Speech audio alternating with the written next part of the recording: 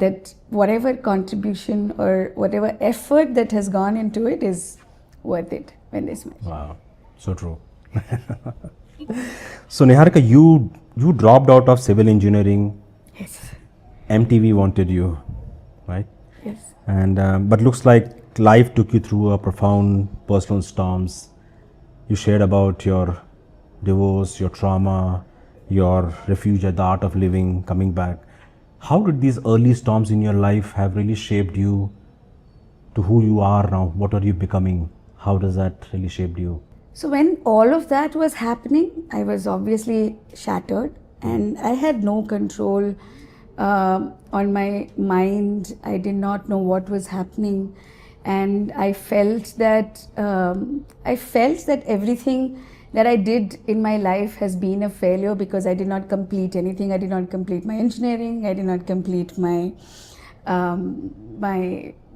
job and also my marriage.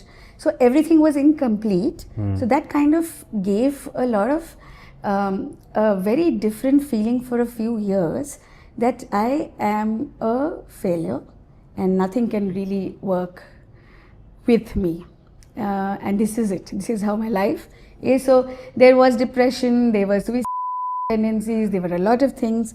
But thankfully, because I had a daughter, things were much better, because she had given me a lot of support, though she was very young.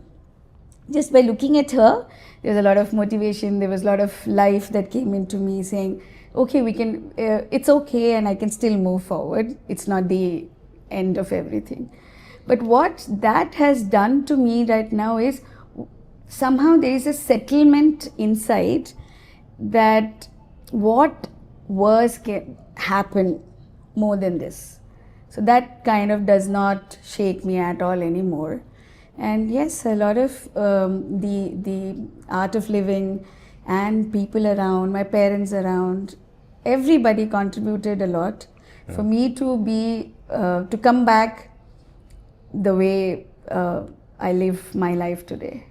And it's been, yes, it's crazy. It was absolutely crazy. If I go back and think, how did I survive? But then I smile today. So Yeah. thinking about it. And just anybody meeting you at this phase, Niharika, just you smile so much. You just have full of laughter. There's so much stuff going on. I think to your point about you are lucky to have that kind of ecosystem around you. Just the people, right, starting right from your daughter to your parents and other people who have supported you. That means a lot. And I think that's what life is. That's what I think the investment in terms of human beings around us really makes a difference when it reels.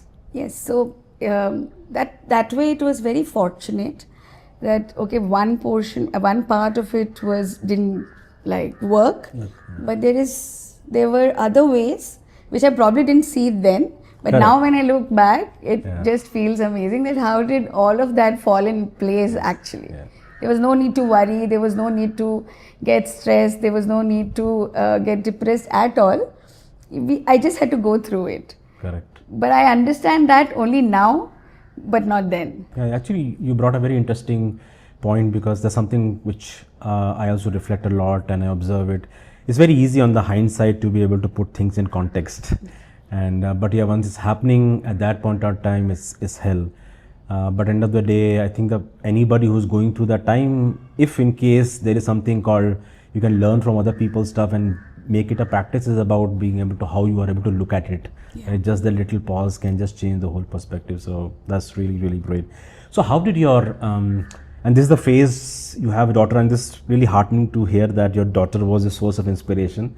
But I'm also curious, as I understand, that was also a phase where you really shifted into this career on the creative side of the world, and you were shuttling, literally physically shuttling between cities and moving around with the young daughter. How did you manage to do all that? And that's also a peak of a lot of work you did there. How did you manage to do that? So that's why I mentioned my parents were of great help.